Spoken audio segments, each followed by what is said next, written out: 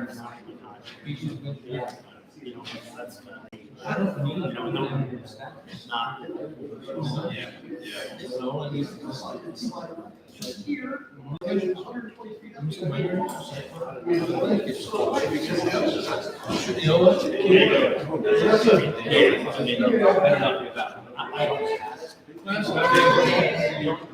you want me to sit? No. I'm over there. We're like, you want You want me to sit at?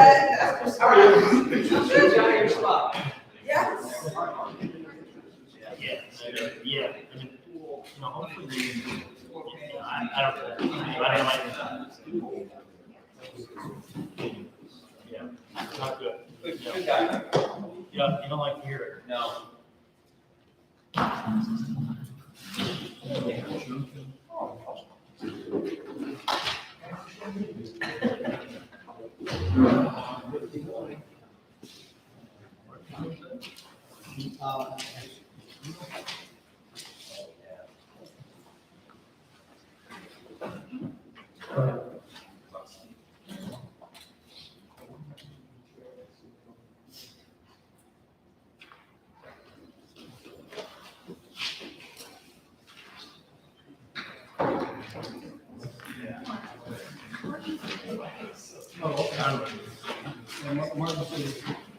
I mean,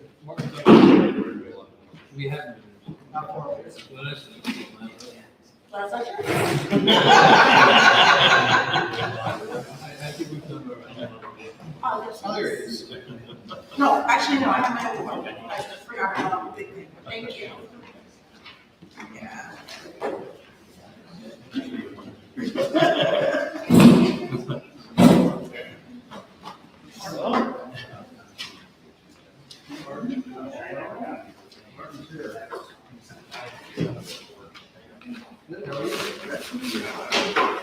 It's good to enjoy the outdoors. Yeah. We have.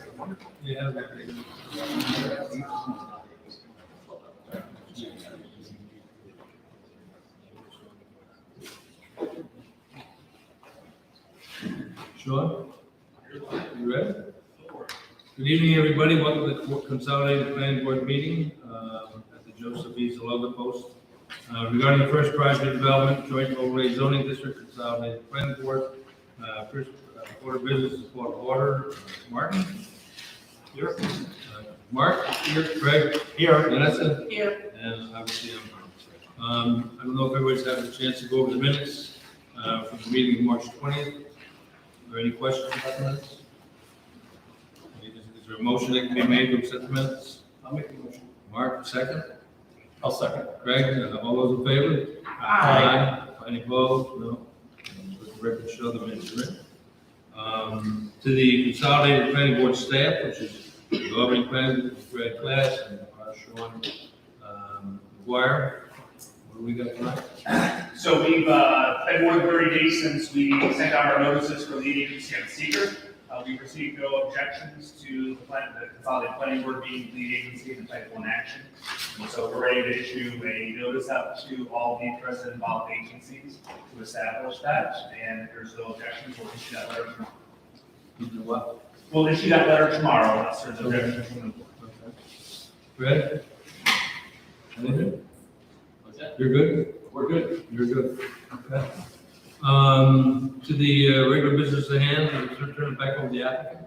Bill, I think you've got some changes that you want to show? Yeah, I think the easiest thing to do is, I'll turn it over to Dan Hertzberg, just to talk about the concept plan application. Went in right after last meeting, went in on the Friday after last meeting. It's talked about, so it's been circulated for a few weeks now. We did receive Joe Grasso's comment letter, I want to say last Tuesday. Dan turned around responses in about 48 hours. We're going to make sure that got in here. It got in before the meeting. So I think Dan was just going to kind of talk about the application that went in, addresses a lot of comments that are made at the prior meetings, not just the last one. And then also just kind of briefly address the comments that Joe had and Dan's responses there. Thank you, Mr. Chairman. Daniel Hirschberg, the former Hirschberg, they're representing the applicant. I'd like to put up, we have that overall plan that we talked about, where we've overlaid it over, an aerial photo, so that you can see where it sits relative to the site. I think this shows the site best in context of where we sit. A comment was made, I don't want to go over the entire letter, but there are a number of comments that Joe Grasso made that we were able to address quite readily. One was we had a driveway that came out directly opposite this house. We were able to relocate it, so it's opposite the parking lot that adjoins that building. Another one was circulation pattern here. This is going to be one way in to here, one way out. Everything else is two-way, but this is one way in and one way out. Another question was raised about how would we present the lights from going directly into the house across the street. There's nothing we can do on our side of Exchange Street. We have proposed to add a fence line of white fir on the other side, plan 8 to 10 feet tall, which is taller than we normally plan 5 to 6 feet. And if the owner permits it, we could put them there, and that would block a lot of the direct light. They would still get some light as a car turned out when the light came across. So it wouldn't solve the entire problem. It goes a long way towards solving the problem of the direct lights going into that house. There are other questions made. Let me just go quickly through Joe's letter. I think everybody's seen it. My response is probably not been full. I think it was hard to get it circulated because it only came into the planning offices on the 13th, which is Thursday, the evening of the 13th. So I don't think it got full transmissibility and the chance to address it. But I'd like to review those comments because they were right on. They addressed pretty much the important points that we thought ought to be addressed. The first one has to do with the traffic study. Traffic study is still not ready. Craig Manning is working for it. They worked through the phase 1 portion of it. Their study's not complete yet, so I'd be remiss if I try to talk about the traffic implications at all until we hear from them. The idea of having the municipal line change so we don't have buildings that are in 2 different municipalities, like this one here and this one here. We tried moving around, and based upon keeping the concept, the alignment of the way we like the buildings to work, we don't think we can move them so they all stay in one municipality.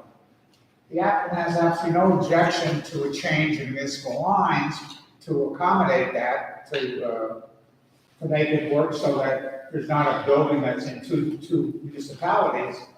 But we think that should hold our consideration of the site plan, because it can be done later, probably before there's any CO issue in any building, certainly. Municipal boundaries do tend to take a little bit longer, but because this is something where the 2 communities have already agreed to work together, it may be take months. It'd be too late for us to wait to get site plan approval for it, but we certainly be willing to work with the municipalities to have that accomplished. We have no objection to changing municipal lines. The next issue has to do with the sewer capacity.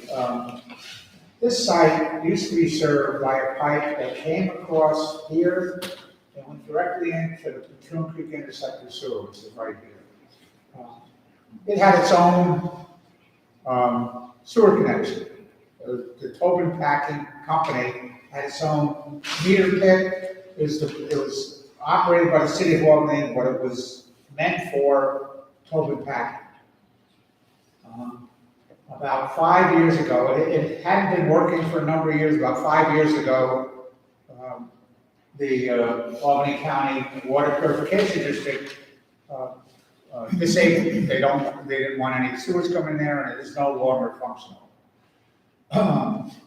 By the way, the amount of water during the late 1970s and early 1980s, the last years when Tobin Packing was working, they had an amount of sewage in there which is 3.4 times our maximum flow at full build-out. It was about 430,000 gallons a day. At peak flow, we're at 118,000 gallons per day. So we're reasonably certain that the interceptor sewer and the treatment plant can accommodate our flow. One question, how does it get there? Our proposal is to discharge into the 10-inch vitrified clay pipe in the center of Exchange Street. This goes down about 1,500 feet till it joins into a piece that serves the Fox Creek sewer, and then that discharges directly into the meter pit and then into the Junker interceptor sewer. We believe that works. We did some calculations of pipe capacity, and we think it's okay. But right now, we don't know how much water's going through that pipe, nor do we know how much inflow and infiltration might be taken into that pipe. It was built in 1928. So the applicant proposed, first of all, to videotape a portion, this portion here, which would get us by the Everett Road, and we would like permission to put in a meter flow in test in this sewer, one here and one all the way down by where it goes into the interceptor sewer, to figure out how much flow is in that sewer so that we can answer the question of capacity. So the applicant would like to do that. We'll check with Pure Waters to find out if they're okay with that. We go forward and then we'll figure out how much flows in that sewer. The request was that we videotape the entire pipe, the entire length of our site coming all the way down through here. We think our service, since it joins at this point here, would be better served if we were to concentrate our efforts going southeast from there, rather than this course of the sewer. We'll check with Pure Waters, although it might be an interesting thing to know and an interesting to find out. We don't think it should be applicant's responsibility to do anything with this pipe if conditions should not be in good condition. So I think that's still an open question, and we're willing to deal with Pure Waters to find out. And the question was raised about Albany County Water Purification Districts. We're going to transmit our information to them this week to find out, given the information on the back, that we found out with the back use of the site, going through this meter pit. And at the same time, we'll inquire them, would they have any interest in having us reestablish this meter pit? I know Will Simcoe from the City of Orange Department of Water Supply was not an advocate of that. Number one, it was a hard pit to get to maintain, and consequently they prefer that we continue to go down Exchange Street.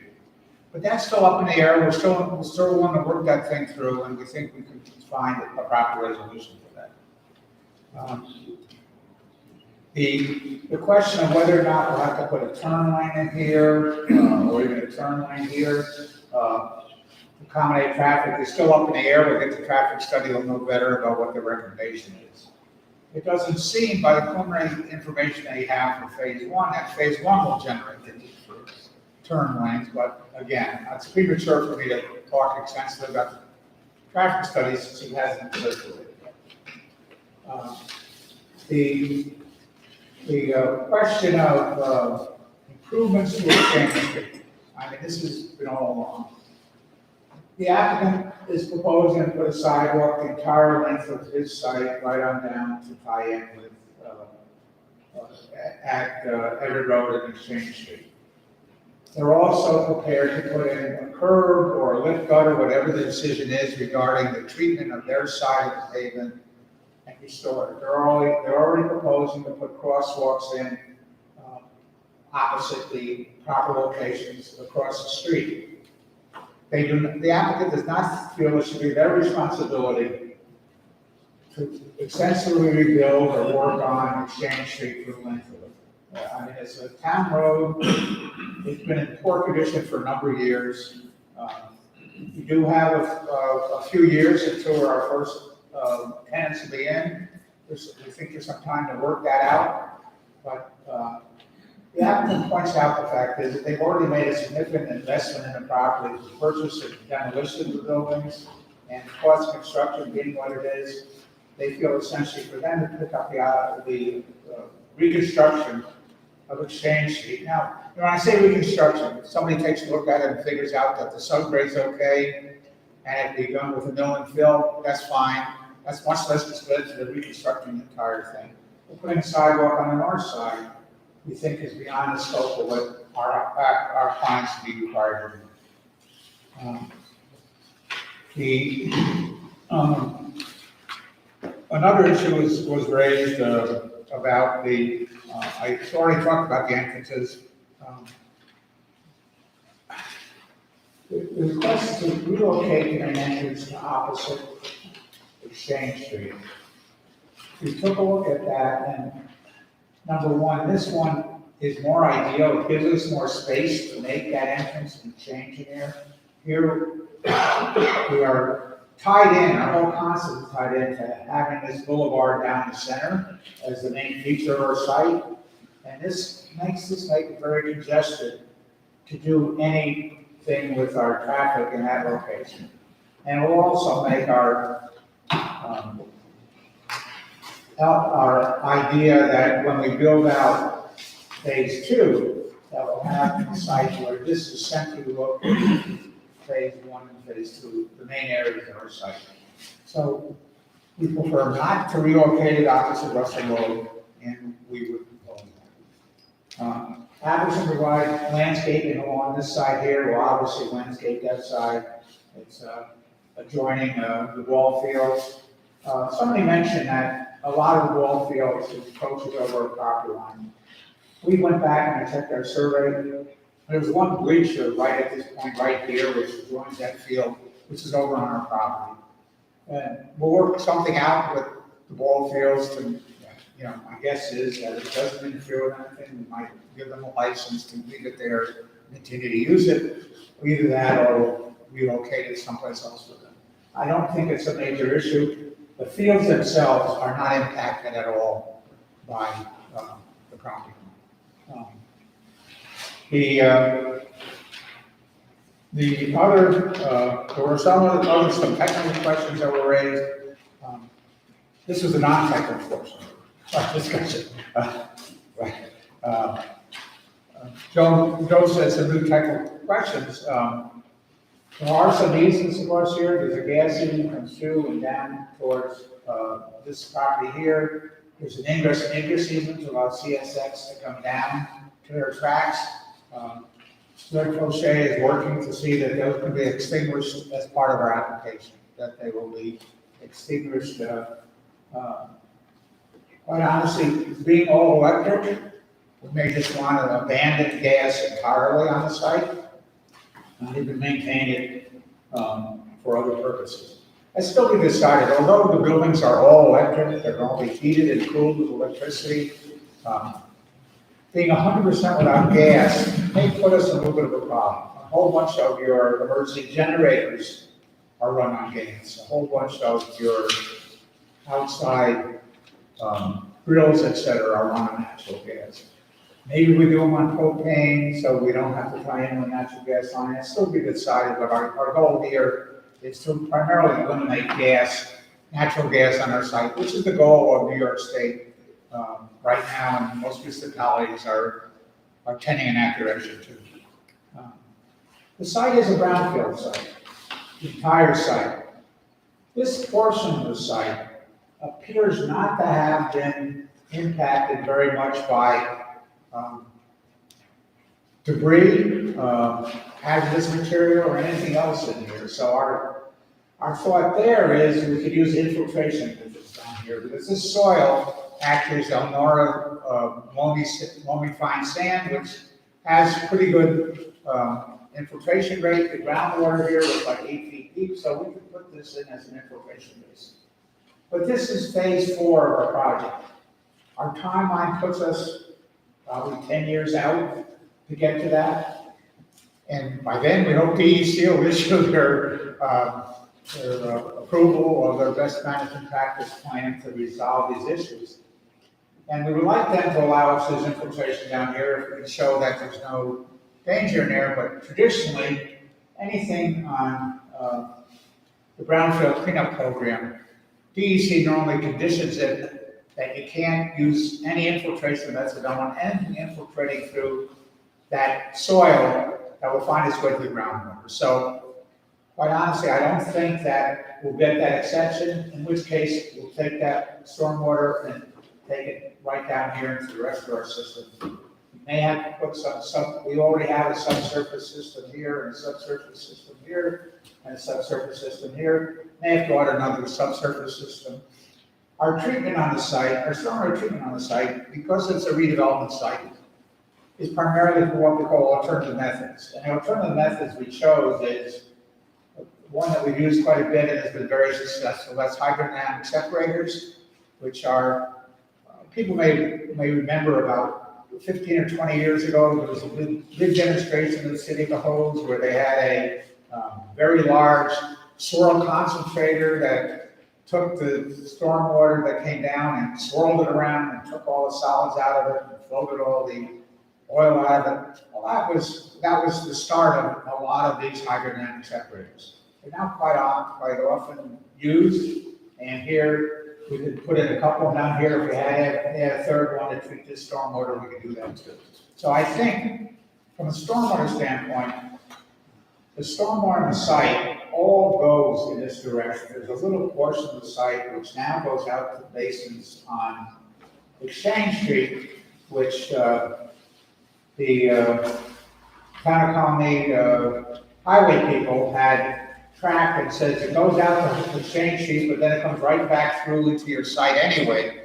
So we don't want you to use those catch basins to discharge anything too, because they'll come right back in your site, and they're correct. So we will handle all this drainage on the site here, and if there's a portion of this Exchange Street, which by grade can make it into the balance of drainage system out there, we'd be prepared to help them solve that problem and run through our system with some sort of agreement with the town to have us handle that. But that's a detail still to be decided, and there's only a small portion of Exchange Street that would treat. The question was said, we have these wetlands, we do have these systems very close to. We're going to take another look at the placement of them. It's clear that we do have to get something to be maintained, and maintaining some of these systems in proximity to the wetlands is going to be difficult. We can take the hydrodynamic separators and move them out to a place where they can get to by big back trucks to clean them out. So we think that was a good point made by Joe, and we'll be addressing that. The hydrant flow tests, we have a series of hydrant flow tests which were made for the whole West Albany area, which shows that the water pressure in this area is 105 psi, and there's quite a bit of available flow. If those aren't adequate for us, we need a current hydrant flow test. We asked them to apply for hydrant floors. They're busy now flushing hydrants and doing other things, so that they think it will be probably May before they'll be able to get out there and do a hydrant flow test. But we have that. We think it will show that there's plenty of pressure and water available for the buildings. And those are pretty much the technical items that Joe raised in his letter. If I missed anything, Joe can point them out and I can try to address those. But the major issue here is how we're handling storm. Stormwater is always a problem in the town, and this portion of town specifically. We do have an area with high groundwater table. We have wetlands down there. So our stormwater is a key element. We do plan to trap all the stormwater and direct it towards the Toon Creek. And that there already is a sewer connection, a storm sewer connection, that goes right into the Toon Creek on the opposite side of the tracks. We would intend to reuse that. That'll be subject to review again by the City of Albany Department of Water Supply, since they are the people that actually are responsible for the MS4 situation on the area within the town, within the City of Albany, and because that's a portion of our stormwater management solution, it'll be subject to their review. From a stormwater management standpoint, we actually will have to get 2 MS4 consents, one being from the City of Albany and one being from the town of Colonnade. Stormwater management officer have to approve it, then it has to be signed by the Commissioner of Department of General Services for the Department of Public Works for the town of Colonnade. So that's pretty much what we're talking about here. We think essentially these have been changed. I'd like to put up one more slide because the question was raised about how to handle the landscape along this area here, where this parking lot is the closest thing to Exchange Street.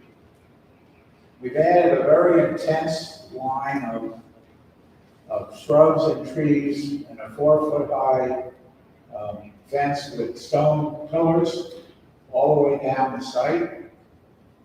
Goes all the way down to here, and when we pick up on the other side, the phase 2 hotel site, we'd be in there too. But again, we think this goes a long way towards resolving the question of doing adequate landscaping. I mean, the language in the joint agreement says it should be equal to landscaping along Exchange Street. Well, we all know we don't want to make it equal to landscaping along Exchange Street, or wouldn't be much of any.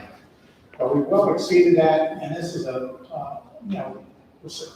we'd like this to be reviewed and by people in the town to see whether or not they think we've done enough to screen this parking. I think we have, and we're willing to talk about it at extent. Can you show which spots you're talking about on a full picture? On what? Bring the full picture back up. Sure. Yeah.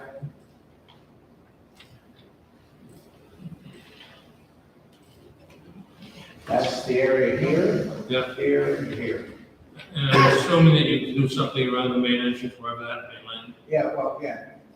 Around this area here, it's sort of part of phase 2. We don't know when we'll get to it, but we do intend to have this open as an emergency exit anyway. Yeah. So, it might be time for us to do stuff down there right to the property corner. Up here, this is, like I said, is phase 4. It's 10 years away, and our goal there would be to do whatever's necessary, and to be consistent with this, we'd consider using the same landscaping along that piece, even though it's a building that it joins, rather. It's basically the entire frontage. It's basically the entire frontage. Right. Okay. I'm unclear though, when are you proposing to do the landscaping along Exchange for phase 1 and phase 2? Is that being done more or less immediately, or is that? We certainly can. Yeah, I mean, What's your proposal? Yeah. I guess you haven't really talked about that, but you want to get that sooner rather than later. Make it look good. Yeah. Our goal right now, depending upon it conflicting with future construction, and maybe we get everything through that would impact it at all, so we don't have to worry about putting something in and then have to rip it out. But our goal would be to start here, come down here, and come to there as part of our phase 1. And I just committed them to spend a lot of money on the phase 2 landscaping, but I think we made the point that the applicant is not adverse to spending money on this project, but again, we have to be careful that we don't have the project loaded up with things that are not consistent with the goal of this intermunicipal agreement to have them do something to benefit both municipalities, and I think they are. I think it's clear that development of this site, as is currently shown herein, would be a benefit for both the town of Colonnade and the city of Albany. both for getting rid of the eyesore, which is basically mostly gone now, with the exception of a beautiful 185-foot tall smokestack. But again, there are issues here, the technical issues I think we can all work through. If it turns out, I just like to point out, if it turns out that Pure Waters says we can't go into the sewer unless you want to rebuild the entire sewer down the same street, we're going to lean pretty hard on the Albany County Board of Purification District to allow us to reactivate that station that was meant directly for the site previously, because it handled 3.4 times our peak sewer that's going in now, and it handled without any problem. So my goal there is we would try to work with Pure Waters to get a solution, and I think the first step would be for us to figure out how much sewage is going through that sewer today, find out what the capacity is, and then work with them to get certain pipes okay. We're not trying to put off doing anything that we're impacting. So from here, we'll reconnect all the way down. We realize that that's a piece of sewer we're impacting, and we're willing to take steps to satisfy Pure Water's division that we're okay. Okay. Right, to answer any questions? Well, I think what we'll do now is we'll have, ask the board designated engineer, Joe Gasso. I know you've got some comments. Sure, Mr. Chairman. So, just in terms of where we are in the review of the project. So, last month, they made the initial sketch plan presentation. We issued a review letter on it, or provided some comments at the last meeting. Now we've kind of moved into more of a formal concept level review, concept site plan. I think at the end of this concept process will be a concept approval or concept acceptance, basically saying, yep, we're comfortable with this plan as presented, and it basically gives the applicant a green light to advance more of the detailed engineering work. So that's where we are right now, is this concept site plan. We did issue another review letter dated April 11th. I think everybody's got that. And then ultimately, we're expecting that this project's going to advance on the final. At some point, this board is going to have to make a secret determination whether or not this project is going to result in expected results, significant environmental impacts or not. Our expectation, sometimes that occurs at the tail end of the project when all of the answers regarding the engineering details are known. Our expectation is that, this board may be in a position to hopefully make a secret determination someplace in between concept and final. If those are the two, defined review steps of the Consolidated Planning Board. But in terms of where we want to be when the board is forced to make those secret decisions. Obviously we've got a full environmental assessment form that tells us a lot of stuff about the project and description of the project site. There's some key things that I think we want to have nailed down before the secret determination. One is a firm concept plan. I think it's important for the board to know exactly what the look and feel of the project is going to be in terms of placement of buildings, how it relates to municipal boundaries, the parking, landscaping, I'll call it the higher level site plan stuff. And I think that's where tonight's focus is going to be, is on that site plan. Also, traffic, we understand, we're talking about over 800 apartments, a hotel, well over 1,000 people, maybe 1,500 residents within this neighborhood. We're going to generate traffic. The applicant is aware, they're doing a very detailed traffic study.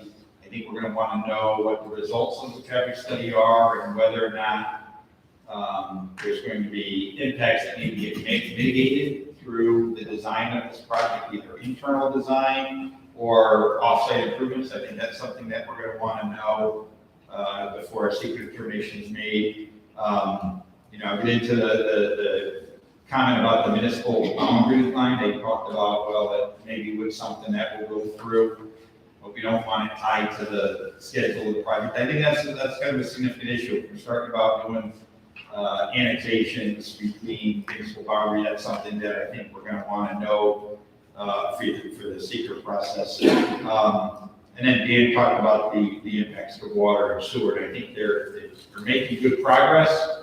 But again, I think there's a lot of unknowns that Dan talked about that we're gonna wanna know, what kind of impacts are we talking about for the water and sewer? So that's where we wanna be in seeker, but again, tonight I wanna stay somewhat more focused on the site plan, things that I think are really important for the planning board to weigh in on. And Dan did a great job walking through the comments, so it's gonna be somewhat repetitive to go through. But we broke our letter up into three different sections, and this was really to try to help the planning board put things in the right context of where we are right now. So the first series of comments, it's only about half a dozen of them, is really kind of picking up on comments that we brought up, with the initial sketch plan review, and things that we feel like need more scrutiny by the planning board and feedback. So those are what I consider the unaddressed or partially addressed previous comments. I'll touch on those. The next section is also very significant. We consider those new site plan related comments to be addressed really at this stage, this revised concept site plan review stage. There's only a few of those. And then, as we're reviewing the project, there's always things that we want to make sure that we get out on the table that we think are important enough for us to bring up, but not necessarily things that the planning board needs to focus on with your review. So we call those new technical comments to be addressed, and we said on the final plan, things that we don't necessarily need an answer on now for a concept plan or really for seeker. But by the time we get to final, they're things that we're going to want to make sure are nailed down. And I'm not even going to go through those things. Because again, those are things, their engineers and our engineers can all work through those things. Dan talked a lot about stormwater, some more technical comments related to stormwater. It's one of the things that we are least concerned about on this project is stormwater. The regulations that they have to comply with for today's standards are so stringent.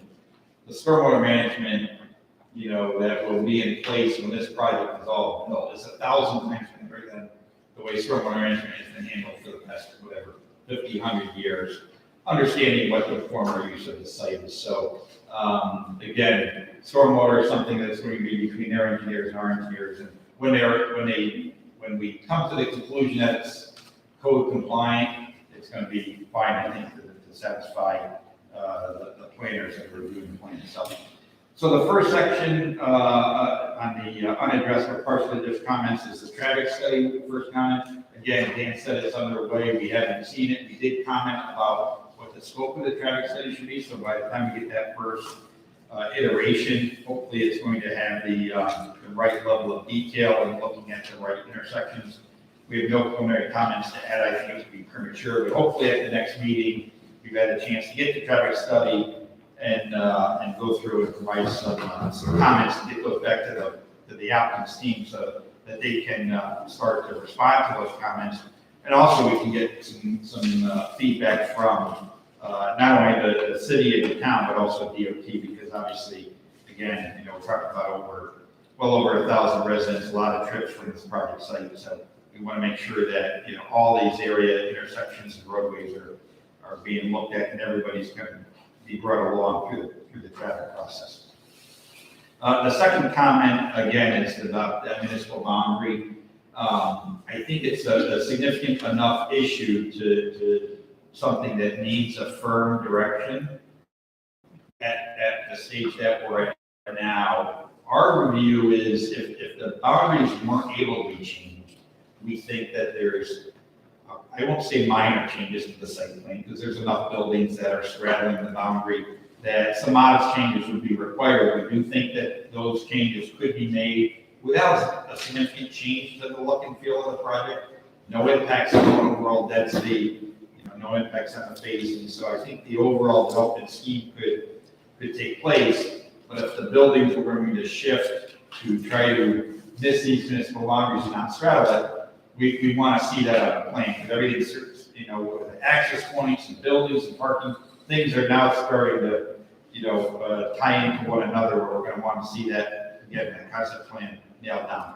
Obviously, if we're going to go the annexation route and start changing spoken boundaries, It's been thrown out there as an option. I think both the town and the city would be willing to consider it. And again, there's some time elements associated with that, some other procedural steps. But again, I think we're going to want to know answers to that to make sure that both municipalities are comfortable with how these municipal boundaries are changing. Who's gaining ground, who's losing ground, where the buildings are on each side of those municipal boundary lines. Next comment is about the sewer, and Dan talked a lot about this. We definitely want to, they're kind of now starting to look at exactly how they're going to convey wastewater, where their connection point is. And it's a little bit different than what the original vision was. And I think what they're now talking about may change, Pure Waters and the city's view about sewer. But I think we're definitely going to want some more answers about exactly the condition out there, the capacity to accept the flows. Again, it's kind of an engineering issue. I don't think we need to bore the planning board with the details of it. But again, it's something that we're going to want to get firm answers on by the time we get to a secret information a few months down the road. Let's see, number 5 is about the condition of Exchange Street. And we understand, we've all driven out at the site. We know the condition of Exchange Street. This project is going to take place over, numerous years, maybe up to a decade or so. It's going to be done in phases. Exchange Street is going to continue to deteriorate. There's going to be a tremendous amount of construction traffic on Exchange Street.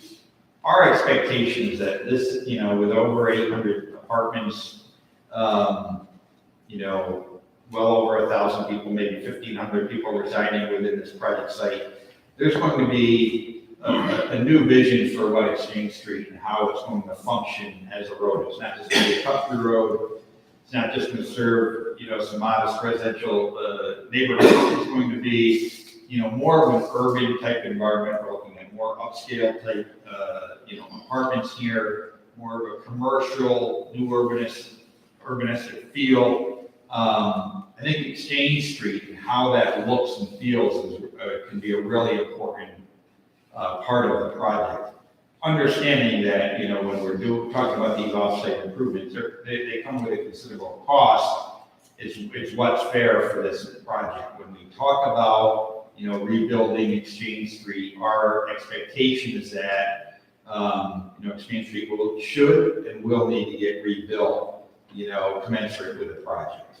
Obviously, it can be done in some kind of partnership with the town and the applicant. Our expectation is that a project of this scale would be required to, I'll say redefine Exchange Street. I won't say reconstruct them. Again, I think it's the municipality's, obligation to, obviously they have to own and maintain the road, and it should always be functioning as an adequate local road. So when you get into, taking out the subbase and constructing all new storm sewer systems, maybe that is something that can be done in partnership with the town.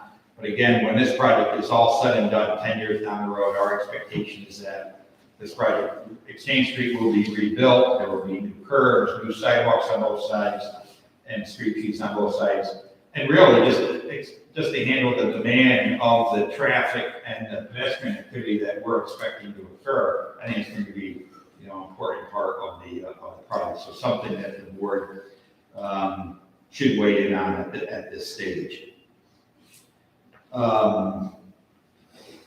The order of consent was a comment that we brought up earlier, and again, they've been very transparent about where they are with their brownfield remediation. Again, it's something that I think we want to build into the record so that when we get to a city determination, we have clarity about the status of the cleanup activities and how that may impact the ultimate phasing and build out of the project. Joe, can I interrupt? Yeah. Where are we as far as the remediation goes?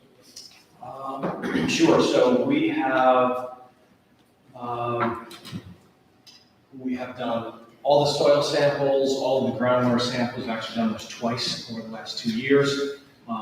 We have done, there was a lot of underground petroleum tanks that was really in the corner here of Exchange and Everett that were in connection with the old garages that were there. About a dozen, they've all been removed with the exception of one. That's supposed to be, so that's coming out. We have, now that we finished up our latest retest of the soils and groundwater, we are working on a remediation work plan with DEC, which we're in the final stages of. CT now is our environmental engineer, and that should be going in probably within, What would be the time for having it ready to go? That's going to depend on DEC's turnaround. That's my concern. Yeah, we work every day with these, every single day. To say they're involved in the site is a understatement, given that's in the capital region, given that's a high-profile site. So we're confident based on our now 3-4-year relationship with them, what we're seeing, the massive amount of work we've done so far, and we're really in the home stretch. Because the contamination we're dealing with here is, apart from a few underground petroleum tanks, a lot of it is mainly fill that was brought in over during the 30s and 40s. Some of the other contamination is the pesticides and the herbicides and cleaning of the pigs that were slaughtered ultimately, keeping rodents away. So, you don't have a lot of the contamination issues on this site that lead to a lot of long-term cleanup issues. We don't have that here, so. Okay. Hopefully that clarifies where we are. We've been working with them very intensely for a long period of time. Sorry. So I'm just going to ask a follow-up to that. I think what's important is the remediation work that's taking place tied to the phasing of the project at all? Are we expected that future phases could get held up based on the remediation that we know has to occur or that we may find out has to occur? So, yeah, good question, Joe. Most brownfield sites are not 30 acres, and DEC understands that. So if we had to do all of the remediation of the entire 30 acres before we can get our certificate of completion, our COC, it's not feasible, right? It doesn't work. DEC understands that, and we're in conversations with them now to break it up per phasing that we're talking about today. So otherwise, it doesn't work. You can't. Sorry. Yeah. So the approved remedial plan, once they approve it, it will have phasing pieces, but the whole thing will be approved. And it will be completely different phases. So I think the important relevant thing is really when we talk about the phasing of the development, understanding that, again, we're talking about this time frame. Obviously, our intent or our hope would be that things can just accelerate and shorten up the overall development schedule, but understanding that it's tied to the remediation, that they're got to go hand in hand. We just have to make sure that each, like we said before, each phase is able to stand on its own.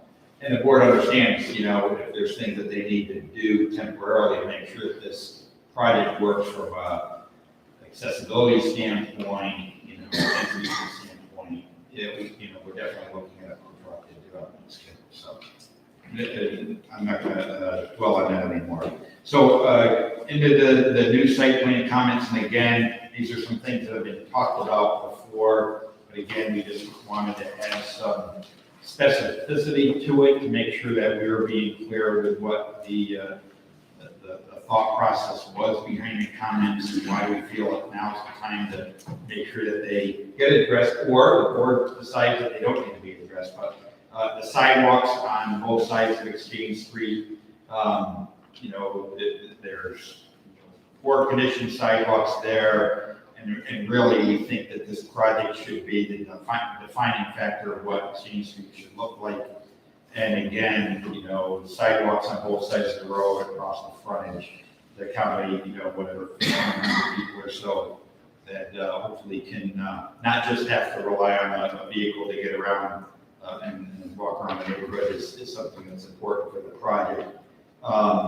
The next comment, number 8, is what we consider also a very significant one. It's about the main access and phasing and how traffic is going to access the project site. And what is occurring on the other side of Exchange Street. You know, the main entrance feature, which we think is appealing, we just think is not in a good spot at all to push down on Exchange Street. There's a couple, you know, modest residences right across the street again.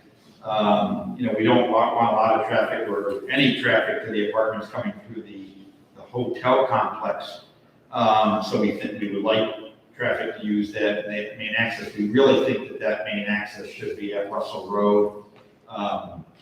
We're not sure if Russell Road is going to need any kind of improved traffic control, either signal or stop control. But we should, I think, plan for it, and we think that this development would be much better served if the main access was that fourth leg of So Russell Road, that road right there. Yep, exactly. But I think if you move the main entrance to Russell Road, it'll help, at least for one of the buildings, deal with the municipal issue. Yeah, you're exactly right. That's why everything kind of needs to be looked at, you know, hand in hand. If the main entrance moves, there would have to be some adjustments to these buildings. You know, when we looked at it quickly, we thought that you could address both issues at the same time. But again, we just feel like that the way they've got this design and where that entrance is going to be, any amount of traffic that's expected to use that main entrance, it's not a conducive spot. So something that should be looked at. You know, we don't think, you know, adding, you know, white firs on the other side of Exchange Street is an appropriate mitigation. Again, you know, I think we're all trying to understand exactly what this development, how it's going to look and feel. And adding landscaping or evergreen trees on the other side of Exchange Street is not consistent with our vision. It may be consistent with their vision. Obviously, they're the developers. You know, but I think it's for the planning board to understand what that vision is and what's the best path forward. I think putting white firs, you know, we've tried that before. You know, to try to landscape on the other side of the road to screen headlights. It's not a very effective mitigation, and we just think it's totally inappropriate for this kind of context of how we expect Exchange Street to continue to redevelop, you know, long after this project is complete. The next comment was about landscaping and buffering. We were kind of focused our comment about the up against the ball field, just to provide some separation between the new tall apartment buildings and the ball fields. I think that's something that, you know, Dan spoke about, that they can accommodate into the plan. They've done a very extensive landscaping, which is, I think, it's a new addition to the plan along Exchange Street. I'd like to look at the details of it again. You know, I think the board, it's important to think about what is the right level of landscape treatment. Are we trying to, you know, block some views towards the large parking lots that are along the road? Or are we trying to provide more of a secure, gated community type feel where you've got the fence and the columns and landscaping, and it's really an internal focus? Do we want to really shield this project from Exchange Street? I mean, that's something that the board should weigh in on. The last thing I want to talk about in our letter was just that the way that entrance is designed, and Dan has, you know, clarified that he's expecting a one-way traffic circulation, you know, around that small central green area. Again, as long as it's, you know, we can accommodate emergency vehicles, it's an adequate width, and we're not causing something that's confusing to people. You know, I always think about the dark rainy nights, you know, and people get disoriented. We want to make sure that nobody's driving, you know, because when you have to accommodate a fire vehicle, you're talking about lanes that are, you know, even if it's one way, it has to either be 20 or 26 feet. But we definitely don't want people driving the wrong way down these one-way roads to get around that island bridge. So that's where I'll stop with our comments, and I think it's important for the board to start to weigh in on the merits of that section. Sean, Fred, do you have anything? I think Joe covered it pretty well. Again, the municipal boundary issue, I think we at least need to get a sense of where we're going there. I mean, I think just saying, like, off the cuff that both municipalities are gonna automatically greenlight that without any further discussion, I think it's, a little too optimistic. I think we need to start that conversation if we're not gonna look at moving the buildings, and I think the point about Russell Road is a very good one. I think it should at least be explored further. I thought the comments in the first part response were a little bit dismissive, and I think we at least need to see how that would look, what that would do to the site, before we draw any conclusions there. I'm not saying it's the end all be all, but I think we need to look at it. Sean, again?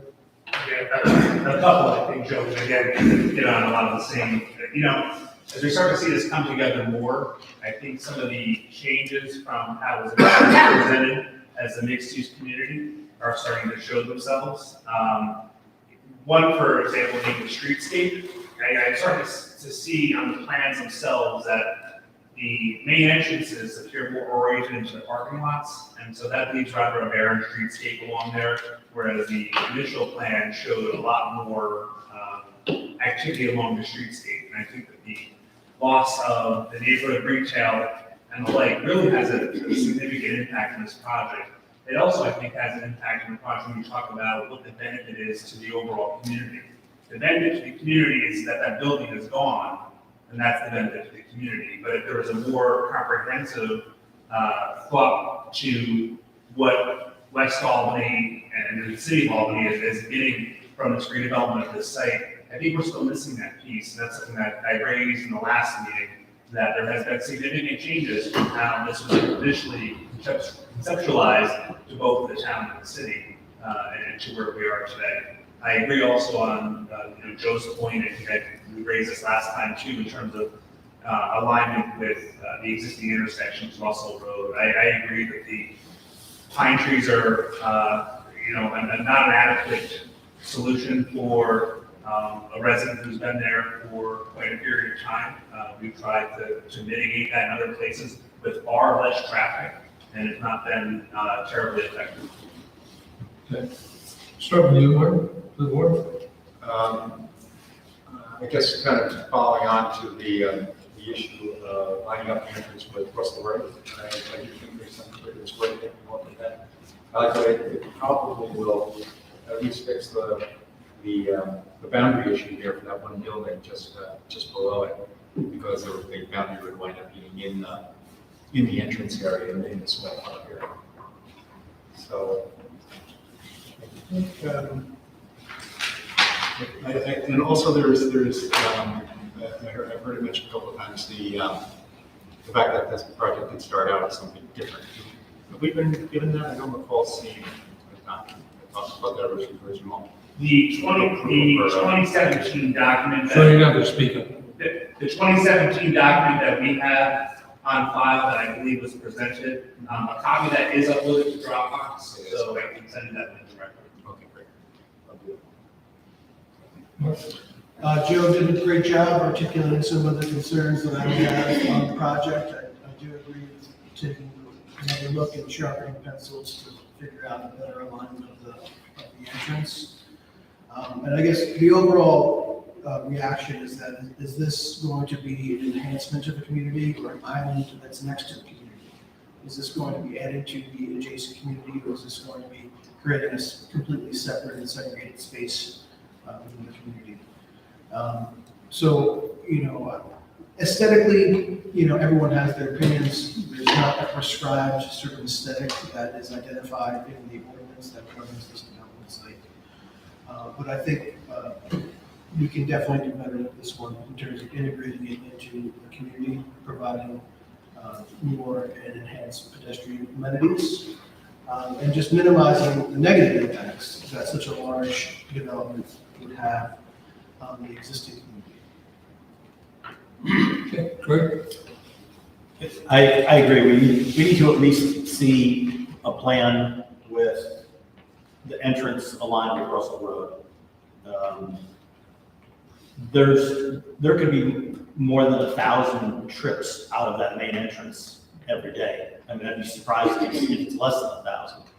And so it's not going to just impact the neighbor directly across from that entrance. It's going to address or impact several houses on either side of it as well. So I mean, I think there's a lot of comments and I agree with virtually everything that everyone else has said. Certainly it's transformative in that the eyesore is gone. This is just an apartment complex at this point. And I understand the reason for that. I mean, the world has changed, but to everyone else's point, I think we need to look at what else we can do to make it transformative for that area. Because it is right now, it's just, in my view, it's just an apartment complex attached to that area. It's not really doing anything else. It's not going to bring anyone up. There's no retail there, and I understand that. And I understand that there's a challenge in what that looks like, and I don't really have much in the way of a suggestion, but it's just an apartment complex. And I think that there's still an awful lot of unanswered questions, technical questions, sewer, water, that could have a fairly significant impact on how this all lays out. And don't misunderstand, there's a lot of things I really like about this project, but I think we still have some work to do. Melissa? So my comments mirror my colleagues and what's been said about moving the entrance to Russell Road. I think that's just it just makes sense. It's a better place for ingress and egress. It's right on another street. You're able to easily put a traffic signal there if there needs to be one, which I think there might be, based upon the sheer size of the development and the plans, the long-term plans of not just apartments, but also having, I believe you said, hotel, things of that nature. And so that means you're having transient people come who don't know the neighborhood, who don't know, who are not familiar. They're there for a night or two or three. And so making sure, it's a safe ingress and egress for not just people visiting, but for people who live there, who may have children, and to be able to go in and out. I have to totally agree with moving that entrance over. As far as the municipal lines, I think it's a bigger lift than what people are saying. And the people who've done this can correct me if I'm wrong. It might just be easier at this point of concept to move the buildings versus having the municipal lines moved. And I think if you guys do decide to move the entrance over, there's definitely you have to move the buildings anyway, so why not do that now? To make the concept work and ebb and flow the way that you're envisioning.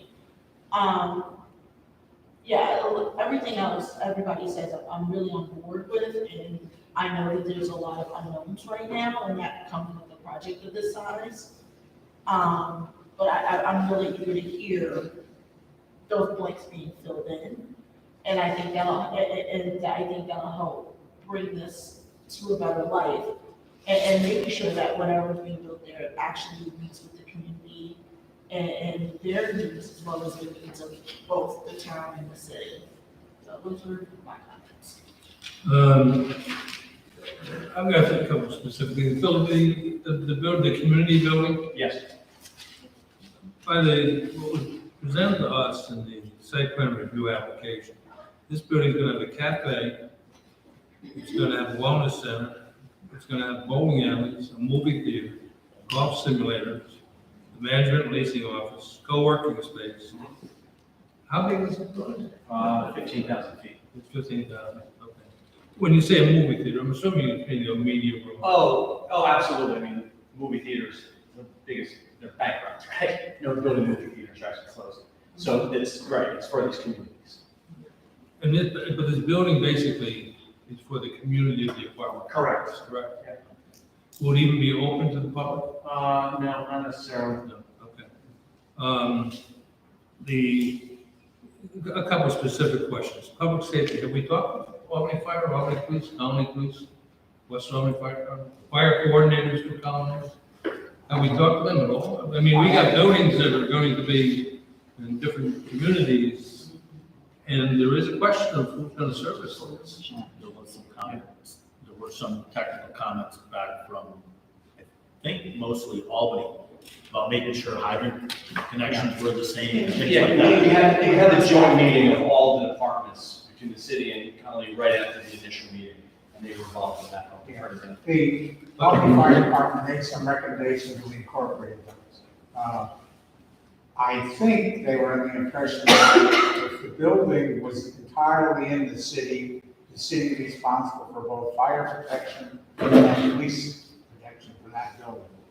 Now, where we had a split building, that was a question everybody just threw up their arms like, how do we handle that? So, but with the buildings that were entirely in West Albany Fire Department's area, they would be responsible for fire protection.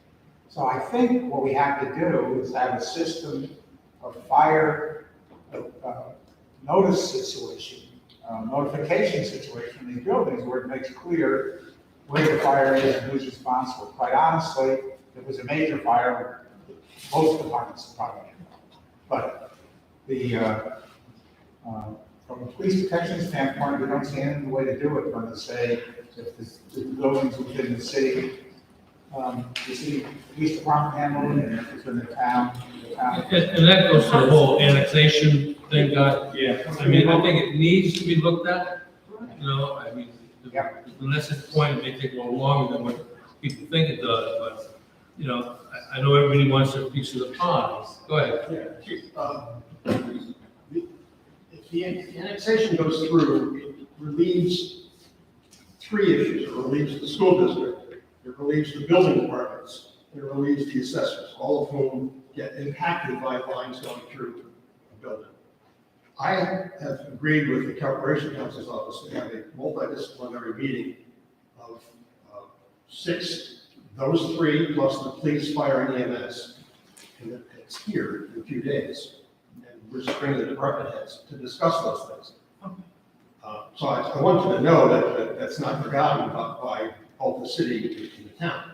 And other issues are, even if the line gets moved and there's a fire, and the car is on fire somewhere, and West Albany gets there, but the car is over the city line. I mean, those issues have to be discussed. Don't just sit there and watch it play.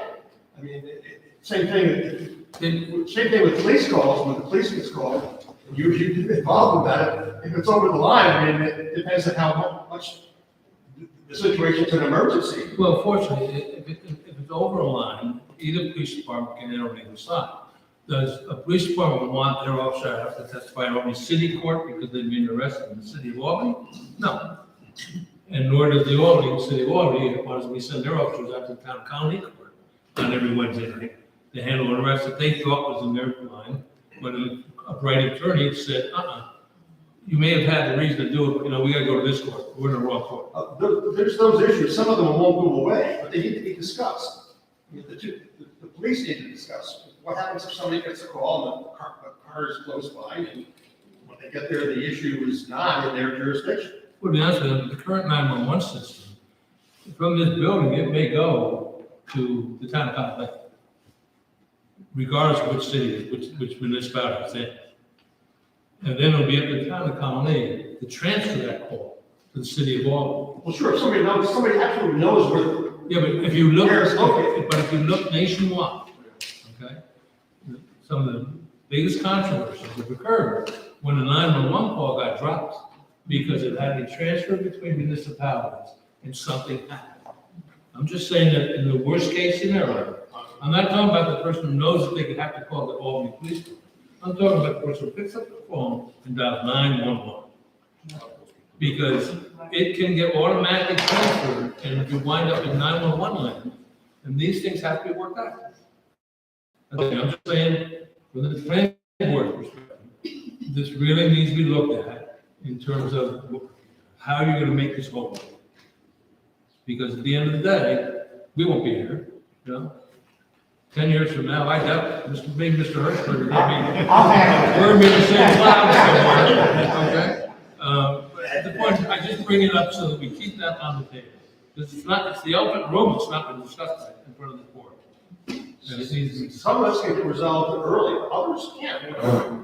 A call can come in, who knows when it triggers, and the caller is not sure where they're from, or they're a visitor and they're calling 911 or whatever it is. And the first department to answer is gonna have to make some decisions. I'm not gonna be involved in that decision making process. Yeah, but I think to everyone's point here is that there should be some type of plan in place, like this is foreseeable. We can foresee all of these issues, so even though the plan may or may not be handled in the moment, at least there's something in place as a stopgap to try and minimize these issues. It may not be fully alleviated, but to minimize it and think about it, I definitely agree with that. Colony, more likely than not, will always be closer to these buildings. More likely than not, yes. More likely than not. And don't get me wrong, they would never deny police access, nor would they never refuse to go. Same thing with fire. But once you go, it opens up the door to confusion. So that, I just bring it up to that, we're not gonna solve it tonight, we're not gonna do it. Just wanted you to know that has been thought about.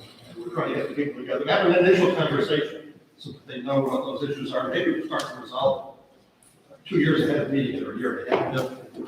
Meanwhile, at the TRC DCC meeting, the Colony 9/11 coordinator said there are enough discrete addresses for each building to have its own address. So that way, if it occurs in a building, that building can definitely be identified which municipality, especially if we clear up the ones that. Correct, but if the 911 call goes to the 911 center company, they have to manually transfer that call down to the 911 center in Auburn. Yeah. It's just time. And time isn't on your side in certain circumstances. Okay. The ball fields, I'm glad everybody's talking about that, but I would think, like legal counsel, shouldn't there have to be an easement in place for that? Shown on the site plan? If you're leaving the bleachers on the. Some sort of legal arrangement will allow it. So that's gonna be on there. Is there any site kind of recreational facilities, amenities for children? I mean, you're gonna have some kids, you won't have a lot. I talked to some apartment owners today, who, out of 150 apartments have 15 children. But the point is, we don't want them to play on every road. So I think any site plan is gonna have to show something for kids. We do have that large area where we have some sort of walking track around the central area. Yep. That has not been fully defined yet. Right. But I think it should be shown, in the map. It's sort of in the middle of the whip shape, walking. Oh, with that circle? There's a lot of green space in there. Right. A lot Yeah, of, that is concerned about that. a lot of activities in there. I think it just has to be shown. Okay, yeah. Obviously, we can't do much without that traffic study. I mean, that's gonna be key. I hate to concur, but I have to concur about the central entrance way. At some point, there'll be a light at the end of Russell Road. We got a very large tract of land to the north, 2 tracts of land, one's for sale now. One, I think I know who owns it. At some point, somebody's gonna wanna do something with that big old tract of land, which could be another traffic generator for that whole corridor. And I can't see there not being a light at some point at Russell Road, which, to be honest with you, would be the best way to exit this, in our opinion, this complex. And to that point, have you even talked to the neighbors across from the entranceway? I haven't spoken to anybody. Well, I think I'd be careful talking to the public about what you're gonna do in the front lawn. If you have to talk to them and see if they want some trees in the front lawn. So that's all. Yeah, and I have actually 2 questions about remediation. What does the kind of current remediation plan look like? And what do you actually have to do? Generally 2 feet of cover of refill. Okay. And what you are proposing to DEC, you talk about phasing that with DEC, is that phasing actually coinciding with the phasing that you're presenting? It is. Those are discussions right now. Okay. And to one other point, and Bill, we talked about this before. I think it's time for people to get in the room and figure this out.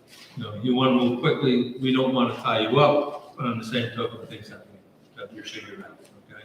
To the point of reconstructing Exchange Street, I think Joe made a valuable point, and I think different cities around here have done it, where it's been a combination effort of the municipal money and private money that has made something happen.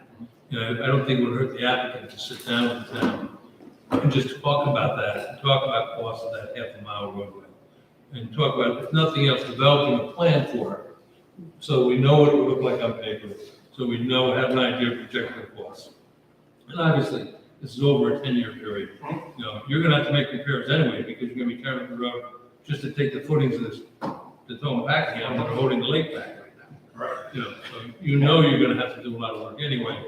But I think it would be a project to sit down with the Department of, not Public Safety, Department of Highways, you know, the head of the DPW, and try to figure something out to work jointly together to make it.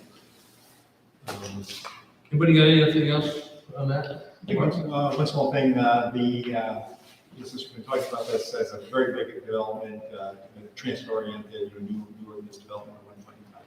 I think it would be good to talk to CETA and find out, about their bus stops, whether they can move them or anything like that, or closer to your location. Yeah, we brought them, we brought them into the loop early on, we're bringing them back into the loop, I'm going to meet with them next week. Okay. Certainly, big mass transfer. Right. Conference. Yeah, and I think the crosswalks will be important for that too. Yep. I'll bring up, Bill, you mentioned that you're having a public meeting on May 3rd. Correct. And that's gonna be at the West Albany Firehouse. You still have to talk about the public notice sign. Yep, we have that. You have that? Yep. Sure.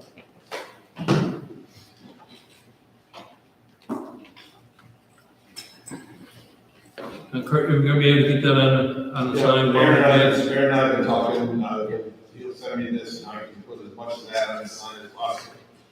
So this is what we proposed for the site itself. We kept it very straightforward. It says the redevelopment project, says, when the meeting will be, and we'll update it with every meeting here, with the date, the time, the location. It lists the website which is the repository for all the public docs. So that's listed. And then we also, for Sean, have QR codes to give them really come up, scan it. So, we feel it has everything you need on there. I mean, I don't know what else you can put on there. Where will it be? That'll be, there'll be 2 of them on the site itself, right on Exchange. Anybody have a Relative size? It'll be one of those big wooden boards, what you see that usual project size. Anybody have any questions on that concept? Sean, Brad, whoever. Yeah. What's next here, Sean? Oh, public comment. We want to make the public. We haven't yet. Anybody like to comment tonight? Kurt, did you want to say anything about? Yeah, I just have one thing, I live on Fairfield, obviously, and, that currently is a major cut-through street for traffic coming off I-90, down Exchange Street, and cutting past my house at about 40 miles an hour. I'm sure once we get 800 or 1,000 more traffics, they're all gonna be cutting through the Central Avenue down Fairfield. I'm sure that neighborhood is not gonna be happy with that. Well, I think the traffic study, I know included Wilkins, it included Osborne and Exchange, so I think a lot of that will be addressed. The last thing I had was the fire department, obviously, we're all, the fire department, if we get dispatched there and there's a fire, obviously, we're gonna put it out, we're gonna notify Albany, they do the same thing if they're in our area, so Let me ask you- that's not a major. Let me ask you a question. Mutual aid, does Albany call you? No. Thank you. And that's very customary around this area. The city departments are unionized. They'll call Troy. They'll call Troy to come. We'll Albany will backfill their stations with Schenectady and Troy firefighters. That's connected with Troy. Or Troy, yeah. Anybody else from the public here tonight want to comment? I just said, it's getting a little sarcastic. That was my favorite way to get on Conceptual Avenue. Epic Road, Exchange Street, you take a left on Wilkins, I hate those lights on Central Avenue. It's gonna be a headache. It's gonna be definitely a headache. By the way, I'll be dead before you. You'll be sitting on the I'm in busy even below me. I still have the same meeting, I didn't make mistakes. I just retired from the post office. Anybody else? So I think what we know we need, yeah, Garvey? I just got a question and reference. Will there be individual streets in this complex for the post office? Will there be one address? Post office question. We work with the post office before every, right, you have to go through the signs, you have to go through how they want to address it. Every post office, every municipality has. So are you gonna have separate streets in there? We don't Main think, streets. we think the best way is to give them all addresses on Exchange Street, even though they're on this boulevard that runs behind it. We tend to work out a system with addresses, all of Exchange Street addresses. Because we put Birchburg Green Hills Terrace down there, now we can know where it is. Okay, Herb? Anybody else? I'm just curious. You have a development that's been there for how many years, Total Packing, right? They had a municipality line going through their building. How did these municipalities agree to something like that? They never talked. They didn't. Town provided water, sewer, police. Nothing was done, right? It was always laid on the colony. Basically. A lot of people in the city of Long, they didn't even know that the city of Long.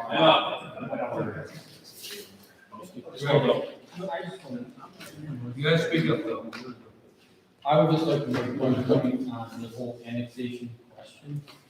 First of all, I think, speaking for the developer, we're more than willing to work with people on that issue.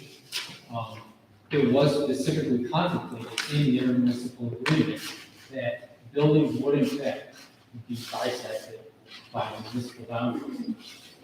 Each legislative body says, yep, that's okay with us, we're willing to do that. And there's no reason it can't be done. I mean, God referenced three difficulties that certain entities or officials within each municipality may in fact have an issue with, but it doesn't affect how it's laid out on the property and what you do. You just have to deal with the consequences of that when it's laid out that way.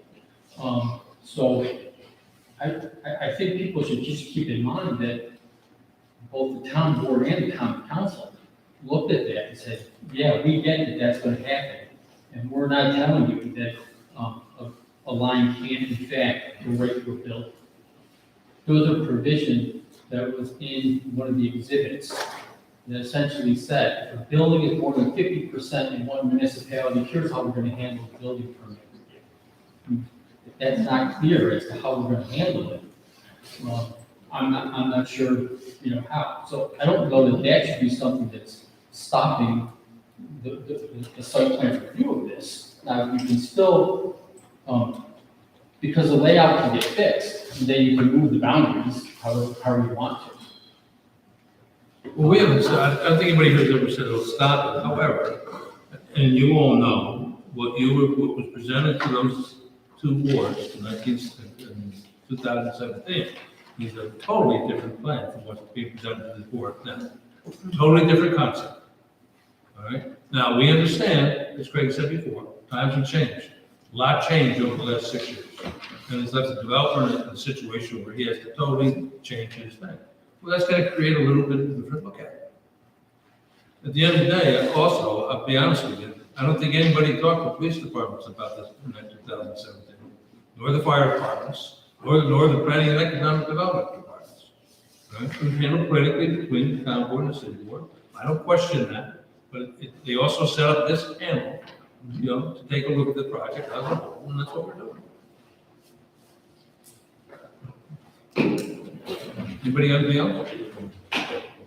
Anybody got any other business? Bill? We're good here. Good there? Okay. Everybody? Okay, thanks for your time tonight. I appreciate it.